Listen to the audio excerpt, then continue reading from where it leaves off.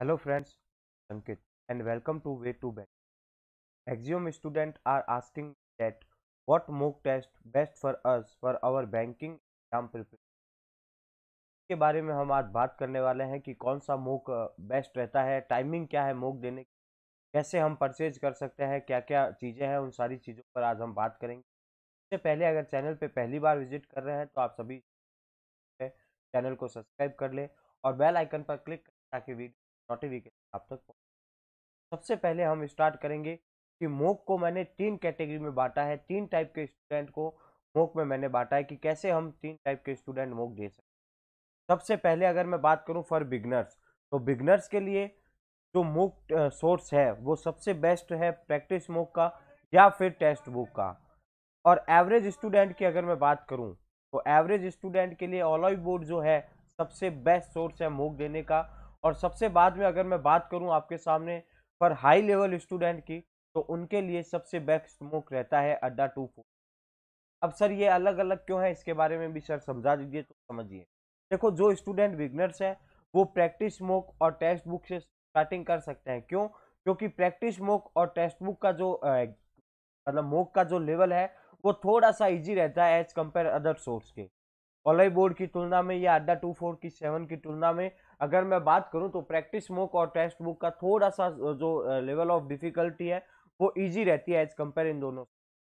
तो जो बिगनर्स हैं वो इन दोनों से स्टार्टिंग कर सकते हैं। देखो, ये सारे ही मोक अलग अलग तरीके से मतलब फ्रेम किए जाते हैं। सारे ही मोक में क्वेश्चन के लेवल जो होते हैं वो अलग अलग टाइप के होते हैं, लेकिन मैं बिगनर्स की बात करूं तो आप जो भी बिगनर्स स्टूडेंट है वो प्रैक्टिस मोक या फिर टेक्स्ट बुक अपनी स्टार्टिंग कर सकते हैं। एवरेज स्टूडेंट के लिए बात करूं तो एवरेज स्टूडेंट के लिए ऑलई बोर्ड जो है वो बेस्ट है, क्योंकि ऑलई बोर्ड में जो लेवल ऑफ मोक है वो थोड़ा मॉडरेट टू हाई तक चला जाता है। मॉडरेट टू हाई लेवल तक के ऑलई बोर्ड में मोक पूछे जाते हैं। और जो बेस्ट स्टूडेंट है जो मतलब एकदम हाईएस्ट लेवल की प्रिपरेशन कर चुके हैं, उनके लिए जो मोक का सोर्स है वो सबसे बेस्ट है अड्डा 247। क्योंकि अड्डा 247 का जो मोक होता है आपने देखा होगा कि प्री का अगर आप मोक देते हैं तो आपको ऐसा लगता है कि सर हम मेंस का मोक दें। तो बस यही सारी चीजें हैं, यही तीन कैटेगरी में मैंने मोक को बांटा है।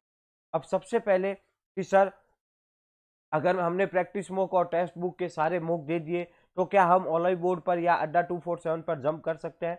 तो बिल्कुल कर सकते हैं। अगर जो स्टूडेंट बिगनर्स है वो प्रैक्टिस मोक और टेक्स्ट बुक के 20-20 टेस्ट मोक दे देता है, उसके बाद में वो ऑनलाइन बोर्ड और अड्डा 247 पर जंप कर सकते हैं। लेकिन अगर आप डायरेक्ट ऑनलाइन बोर्ड या अड्डा पर जंप करेंगे तो आपको मतलब बहुत ही डिमोटिवेट फील होगा, क्योंकि यहाँ पर जो मोक का लेवल होता है वो थोड़ा सा मॉडरेट टू हाई लेवल जाता है। हो सकता है आपके नंबर ऑफ क्वेश्चन जो अटेम्प्ट है वो कम हो, आपके परसेंटेज में भी डिक्रीज देखने को मिले। तो इन सारी चीज़ों से आप डिमोटिवेट फील होंगे, इसलिए कह रहा हूँ कि आप प्रैक्टिस बुक और टेक्स्ट बुक से ही अपनी स्टार्टिंग करें। ठीक है। अब किसी में क्या होता है ना, मैथ का जो लेवल है वो इजी आएगा, किसी टेस्ट में इंग्लिश का लेवल हाई आएगा, मैथ इजी आएगी, किसी में रीजनिंग डिफिकल्ट रहेगी। तो ये देखो वेरी करते रहते हैं टेस्ट टू टेस्ट, तो इसमें आपको टेंशन लेने की जरूरत नहीं है। आप अपने नंबर को देखो, मोक में मैक्सिमम स्टूडेंट को मैंने ये करते हुए देखा है, मोक में जो वो नंबर को अपने वो कंपेयर करते हैं कि सर मेरे नंबर इतने आ रहे हैं, मोक में 50 52 जा रहे हैं, 60 जा रहे हैं। अरे मोक में आप नंबर को कंपेरिजन मत करिए, आप कंपैरिजन किससे करिए? परसेंटाइज से। परसेंटेज कितने बन रहे हैं? अगर आपके हर मोक में 85 95 के बीच में अगर परसेंटेज बन रहे हैं और आपके नंबर भले ही आपके मार्क्स जो है वो 40 से 45 ही क्यों ना आए, लेकिन अगर आपके परसेंटेज इतने बन रहे हैं तो यकीन मानिए आप बहुत अच्छा स्कोर करेंगे मेंस एग्जाम में। रियल जो भी एग्जाम होगा उसमें आप बहुत ही अच्छा स्कोर करेंगे। क्लियर? अब हम बात कर लेंगे कि सर क्या आगे चीजें हैं, क्या टाइम होना चाहिए मोक देने का। तो देखो, मोक के लिए जो बेस्ट टाइम है वो अभी से ही है दोस्तों। Perfect time to start mock from now. क्योंकि एसबीआई क्लर्क के एग्जाम की बात करूं तो अप्रोक्स ये जुलाई में प्री का एग्जाम होगा। तो अप्रोक्स हमारे पास में 3 मंथ्स है। तो अभी से ही आप इस चीज को प्रिपेयर करते चलेंगे ना तो एग्जाम के टाइम में आपको इतना मतलब ज्यादा चीजों का सामना नहीं करना पड़ेगा, इतनी दिक्कतें नहीं। तो अभी क्या है देखो, और सबसे इंपॉर्टेंट चीज अगर मैं आपसे साथ शेयर करूं तो पेमेंट इश्यू। बहुत लोग कहेंगे कि सर स्टूडेंट कहते हैं पेमेंट नहीं है, हम वो खरीद नहीं सकते। तो देखो, सबसे एक चीज तो मैं आपको बता दूं जो सभी के लिए है कि आप कोई भी सोर्स का मोक दो, चाहे टेक्स्ट बुक किसी का भी अड्डा का, टेक्स्ट बुक का, प्रैक्टिस मॉक का, आपको 1 से 2 मॉक तो भैया फ्री मिलते हैं। हर हर सोर्स पर आपको 1 से 2 मॉक फ्री, सभी को पता है 1 से 2 मॉक फ्री मिलता है।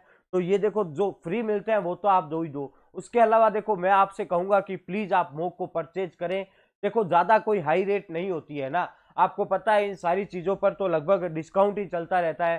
तो कोई 400 में, कोई 500 में, ऐसे आपको टेस्ट मिलते रहेंगे। और अगर आप अपने खुद के ऊपर 400-500 रुपए भी खर्च नहीं कर सकते तो फिर क्या ही मतलब। आप अपना जो अदर एक्सपेंसेस है वो एक बार रोक दो, वो ज्यादा जरूरी नहीं है जितना जरूरी है आपके अभी मौका देने। तो मैं उम्मीद करता हूं कि मेरे सभी साथी समझ रहे होंगे कि मैं एक्चुअली में क्या कहना चाहता हूं। तो प्लीज आप सभी से रिक्वेस्ट है कि मतलब जो भी आपकी अदर एक्टिविटीज है जहां पर आपके पैसे खर्च हो रहे हैं, उन एक्टिविटी को एक बार स्टॉप कर दीजिए और अपने पैसों को यहाँ पर सही सही चीजों पर लगाएं, क्योंकि ये आपको ओवरऑल फायदा ही देगी अगेन। अब हम बात करेंगे कितने मॉक डेली के देने चाहिए, कितने मेंस के मॉक देने चाहिए, इसके बारे में। तो देखो, मॉक के जो क्वांटिटी है ना प्री की, तो वो 1 से 2 आप डेली दे सकते हैं। अब कब कब देना है ये समझना। देखो, ज्यादातर बैंकिंग एग्जाम की जो शिफ्ट होती है वो सुबह 8 बजे से लेकर दोपहर के 2:30-3 बजे तक की। तो आप ट्राई करें। अभी आपको तो पता नहीं है कि आपकी एग्जाम की शिफ्ट कौन सी शिफ्ट होगी, आपका एग्जाम ये तो पता नहीं है। तो अभी से आप ट्राई करें कि डेली क्या है, एक मॉक दे दिया फर्स्ट शिफ्ट के टाइम के अकॉर्डिंग, एक दे दिया सेकंड शिफ्ट के टाइम के अकॉर्डिंग। ऐसे आप शिफ्ट वाइज दें। ऐसा मत करें कि आप सुबह 6 बजे उठे मॉक दे रहे हैं या आपको रात को मॉक दे रहे हैं 8-9 बजे। ऐसा बिल्कुल मत करना, क्योंकि 8 बजे 9 बजे रात को आपकी कोई एग्जाम नहीं होती। तो जिस शिफ्ट में एग्जाम होता है ना, जैसे मान लो भाई मोटा मोटा 8 से 3 बजे तक, दोपहर सुबह 8 से 3 बजे तक ही मॉक होते हैं, सॉरी शिफ्ट होते हैं एग्जाम की, है ना। तो आप ट्राई करें उन्हीं शिफ्ट में दे, जैसे एक 10 बजे दे दिया, एक 12 बजे, फिर 3 बजे, ऐसे मतलब मॉक देते रहे। जिस शिफ्ट में एग्जाम होता है उस शिफ्ट में मॉक दीजिए, तब उस टाइम ड्यूरेशन में मॉक दें। इससे क्या होगा कि जब भी आप एग्जाम देने जाओगे तो आपको ऐसा मतलब ऑकवर्ड वाली फीलिंग नहीं आएगी, आप मतलब फ्रेंडली रहेंगे। क्लियर। और मेंस की अगर मैं बात करूं तो 3 दिन में एक मेंस का मौका देना। मेंस के लिए भी यही सारी सोर्स है। अगर आप बिगनर्स हैं तो टेक्स्ट बुक और उसका प्रैक्टिस मौका दीजिए। अगर आप थोड़े से एवरेज है तो ऑली बोर्ड का, और अगर आप बहुत ही ज्यादा सुपीरियर है तो आप दे सकते हैं अड्डा 247 का मेंस का। 3 दिन में आपको एक ही मॉक देना है। मैं ये नहीं कहूंगा एक दिन में एक मॉक दीजिए, 2 दिन में 4 मॉक, नहीं। मेंस का मॉक आपको 3 दिन में एक मॉक देना है। और वो ऐसा देना है, आपको कुछ भी स्किप नहीं करना। जो चीजें नहीं आती वो बिल्कुल टच मत करिएगा, जो चीजें आती है बस उन्हीं पर फोकस करें। और एक्यूरेसी मेंस के एग्जाम में रखना बहुत ज्यादा, प्री में भी एक्यूरेसी रखनी है और मेंस में भी एक्यूरेसी। क्लियर। क्लियर। अब देखो, अब क्या होता है ना, जैसे एग्जाम आ गई, एग्जाम मान लो 10 दिन बाद में है, तो हम क्या करते हैं, हम प्री का भी दे रहे हैं, हम मेंस का भी दे रहे हैं। लेकिन ऐसा बिल्कुल मत करना। जब प्री का एग्जाम आपके सर पर हो, यानी कि 10 से 8 9 10 दिन ही हमारे पास में प्री के एग्जाम के लिए बचे, तो उस ड्यूरेशन में जो हमें मौक देना है वो केवल और केवल प्री के देने हैं, और वो भी 3 से 4 डेली। 3 से 4 मौक आपको उस ड्यूरेशन में देने होंगे जब एग्जाम से 10-15 दिन पहले आपके पास में जो। क्लियर। इससे क्या होगा, आपकी प्रैक्टिस और ज्यादा होगी, जब आप एग्जाम देने जाएंगे तो और अच्छा स्कोर करेंगे। और देखो, मॉक अटेम्प्ट करने का भी मैं आपको तरीका बता देता हूं, भैया ध्यान से समझ लेना इन चीजों को। सबसे पहले जो भी सेक्शन खुले, चाहे मैथ खुले, इंग्लिश खुले, रीजनिंग खुले, ज्यादातर आपको पता है इंग्लिश ही ओपन होती है। तो इंग्लिश में देखो, बहुत जने स्टूडेंट के दिक्कत होती है इंग्लिश में। वो नंबर मतलब 100% एक्यूरेसी मेंटेन नहीं कर पाते हैं इंग्लिश। तो आप उन्हीं क्वेश्चन को अटेम्प्ट करवे जिसमें आप श्योर हो। जैसे मैं मेरा अगर पॉइंट ऑफ व्यू बताऊं तो मेरा जो स्ट्रॉन्ग पार्ट है वो थोड़ा बहुत ग्रामर का रहता है, या जैसे पैराजंबल आते हैं इसका रहता है, या फिर एरर के क्वेश्चन आते हैं। इन सारी चीजों में मेरे थोड़ी कमांड अच्छी है एज कंपेयर पैसेज के। रीडिंग कॉम्प्रहेंसिव मेरे से थोड़ा मुश्किल लगता है, तो मैं उसमें मतलब ज्यादा दिमाग नहीं लगाता, मैं उसको अवॉइड ही करता हूँ। मेरे को ये टारगेट रहता है कि मैं 12 से 15 नंबर से लेकर 20 नंबर के बीच में इंग्लिश में कैसे ही करके लेके आऊं। तो मैं वही क्वेश्चन अटेम्प्ट करता हूं जिसमें मुझे 100% श्योरिटी है कि ये। अब मैथ के सेक्शन की बात करते हैं। तो मैथ में मान लो आपने मैथ का सेक्शन ओपन हुआ और आपके खुलते ही अर्थमेटिक का क्वेश्चन आ गया, तो क्या आप अर्थमेटिक को सॉल्व करने नहीं? क्यों? क्योंकि मान लो वो आपने अर्थमेटिक को सॉल्व करने बैठे, 2 से 3 मिनट हो गए, वो अर्थमेटिक का क्वेश्चन बना ही नहीं, तो या 20 में से 3 मिनट चले गए, तो बचे तो अब 17 मिनट ही ना।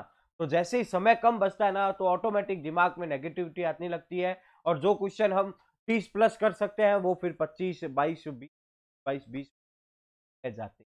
तो ऐसा बिल्कुल भी नहीं करना। जब भी आपको मैथ का सेक्शन मिले, आपको सबसे पहले सिंप्लीफिकेशन पर ही वार करना है। ढूंढे कहाँ कहाँ, ऐसे मत ढूंढे एक एक क्वेश्चन ढूंढ रहे हैं आप, एक पर क्लिक करेंगे, एक में अगर अर्थमेटिक है तो आपको पता होगा कि हो सकता है 5 के 5 अर्थमेटिक हो, तो सीधा 6 नंबर पर प्रेस करें। वहां पर अगर नंबर सीरीज है तो सीधा 11 नंबर पर प्रेस करें, वहां पर आपको सिंपली तो मिलेंगे। तो सबसे पहले आप सिंपली सॉल्व करना, देन सीधा जाना आप क्वाड्रेटिक इक्वेशन अगर हो तो, और उसके बाद में आपको नंबर सीरीज सॉल्व करनी। नंबर सीरीज में भी मैक्सिमम स्टूडेंट को रॉन्ग नंबर सीरीज सॉल्व करने में दिक्कत आती है। क्यों आती है? इसका रीजन ये है कि हम सिर्फ और सिर्फ मिसिंग नंबर सीरीज प्रैक्टिस कर, मेरे कहने से एक बार 10 से 15 दिन रॉन्ग नंबर सीरीज प्रैक्टिस कर लेना, फिर आपको मिसिंग और रॉन्ग एक जैसी ही। मिसिंग नंबर सीरीज होने के बाद में, नंबर सीरीज का सेक्शन होने के बाद में आपको सीधा डीआई पर जंप करना है। और डीआई इस बार मतलब 2-3 प्रकार की डीआई पूछी जाती है, डिफिकल्ट पूछी जाती है, तो आप उसी डीआई पर श्योरिटी बनाए जो आपसे 100% हो सकती है। डेटा को ध्यान से पढ़े, एकदम मतलब बारीकी से डेटा को पढ़कर ही आप डीआई। डीआई होने के बाद में फिर आपका अगर 3-4 मिनट बच रहे हैं तो आप फिर अर्थमेटिक पर जाएं। और अर्थमेटिक में भी ऐसा नहीं आप मेंसुरेशन का क्वेश्चन उठा लिए, आप प्रोबेबिलिटी का क्वेश्चन उठा लिए, आपकी कमांड जिस भी चैप्टर में सबसे ज्यादा है, आपको लगता है कि नहीं प्रॉफिट लॉस का अगर क्वेश्चन जिस भी लेवल का आएगा मैं बना लूंगा, तो आप प्रॉफिट लॉस पर ही सब, प्रॉफिट लॉस हो गया, एवरेज हो गया, पार्टनरशिप, ये जो टॉपिक है ये मतलब इजी टॉपिक होता है ना। इसमें क्वेश्चन तो बड़े बड़े पूछते हैं, लेकिन ट्रिक अगर आपको पता है, अप्रोच पता है सही, तो आप 15 से 20 सेकंड में उन क्वेश्चन कर सकते हैं। मैंने मेमोरी बेस्ड अर्थमेटिक की क्लासेस भी ली है, आरबीआई में जो पूछे, आप देख सकते हैं कि मैं कैसे 15 से 20 सेकंड में बता रहा हूँ आप, तो आप जाकर देख सकते हैं। उसके अलावा अर्थमेटिक की पूरी सीरीज हमारे way to bankers YouTube channel पर है, प्लेलिस्ट बनी हुई है, आप जाकर एक एक पॉइंट को एकदम बारीकी से पढ़ सकते हैं। और बहुत ही अच्छी अप्रोच के साथ मैंने उन सारे क्वेश्चन सॉल्व करने का प्रयास। तो यहाँ पर आते हैं, चलो हमारे टॉपिक पर आते हैं मेन। तो आपको यही चीजें हैं बस। उसके बाद में रीजनिंग में, रीजनिंग के लिए सबसे बेस्ट चीज देता हूँ, जो चीज पहले आए उस चीज को उड़ाओ। रीजनिंग में ऐसा बिल्कुल मत करना कि पहले अगर पजल आ गई तो उसको छोड़ रहे हो, फिर आप सिलॉक्स ढूंढ रहे हो या इनइक्वालिटी ढूंढ रहे हो या कोडिंग डिकोडिंग ढूंढ रहे हो, ऐसा बिल्कुल मत करना। जो चीज पहले आए वो उड़ाओ। अब मान लो अगर पहले आ जाती है कोई बड़ी सी पजल, तो उसको उड़ाने की जरूरत, आपको लगता है कि नहीं सर ये अगर पजल स्क्वायर बेस आई है, इसको तो मैं 2 मिनट में बना लेता हूं, तो आप पहले उस पर ही वार करना। और मान लो कंपैरिजन वाली पजल आ गई, क्लासिफिकेशन वाली पजल आ गई, आपको लगता है इसमें मेरा थोड़ा हाथ तंग है, मैं इसमें अच्छा नहीं कर सकता, तो आप उस पजल को छोड़कर डायरेक्ट नेक्स्ट क्वेश्चन पर मूव। बाकी ट्राई यही करना कि रीजनिंग में जो क्वेश्चन आपके सामने दिखे, उस क्वेश्चन को उसी शब्द बताते हुए आगे बढ़े। यही तरीका होता है मॉक देने का। इसी में दोस्तों आप करोगे इसी तरीके से, अभी भी आप जब मॉक देते हो तो इसी जो मैंने आपको टेक्निक बताई है, इसी टेक्निक से मॉक देना, यकीन दिलाता हूँ मजा आ जाएगा। तो आप खुद देखना कि आपके नंबर कैसे इंक्रीज होते रहते हैं। तो समझ में आ गई सारी चीजें। मॉक के मैंने आपको सोर्स बता दिए, बिगिनर्स के लिए, एवरेज स्टूडेंट के लिए और हाई स्टूडेंट के लिए। मेंस को मॉक कैसे देना है उसके बारे में भी बता दिया। टाइम क्या है मॉक का वो भी मैंने बता दिया। शिफ्ट वाइज टाइम रखना, सुबह 8 से दोपहर को 3 बजे तक, first second third fourth 4 shift में एग्जाम होते हैं। उन्हीं 4 शिफ्ट के आधार पर आप मॉक दे सकते हैं, ठीक है। और मॉक देने के बाद में आप ऐसा मत करना मॉक दे दिया बंद कर दिया फिर अगला मॉक, नहीं, उस मॉक पर पूरा एनालिसिस करना बारीकी से कि आपकी गलती कहाँ हुई। देखो मैं आपसे फिर कह रहा हूं, अगर आपके मैथ रीजनिंग में 100% एक्यूरेसी नहीं है तो कोई मतलब नहीं है एग्जाम देने का। मैथ रीजनिंग में प्री एग्जाम में आपकी 100% एक्यूरेसी होनी ही होनी चाहिए। देखो इंग्लिश में मुझे भी पता है 100% एक्यूरेसी नहीं होती, लेकिन मैथ रीजनिंग तो ऐसे सेक्शन है जहां पर अगर आपने 25 अटेम्प्ट किए मैथ में तो 25 के 25, रीजनिंग में 35 किए तो 35 के 35 सही, एक भी गलत नहीं होना चाहिए। इतना कॉन्फिडेंस अंदर कराए, इतनी प्रैक्टिस कर ले ताकि इन 2 सेक्शन में तो गलत ना हो। क्योंकि हमें पता है भैया कि इंग्लिश में तो हमारे क्वेश्चन 1-2 तो गलत होंगे, तो वो एक्यूरेसी वहां पर मेंटेन रखने के लिए हमें इन दोनों में 100%। क्लियर? तो इन चीजों पर ध्यान रखना दोस्तों। इस वीडियो को शेयर करना ज्यादा से ज्यादा, और जो भी आपके डाउट है इस वीडियो को लेकर, जो भी मैंने बात कही, तो आप नीचे कमेंट करके बताना, मैं फिर आपको रिप्लाई दूंगा कि क्या आप कर सकते हैं और बेहतर। तो मिलते हैं दोस्तों नेक्स्ट वीडियो में, तब तक के लिए जय हिंद, जय भारत। टेलीग्राम जरूर ज्वाइन कर लेना, जैसा लिंक। बाय बाय, जय नेक्स्ट।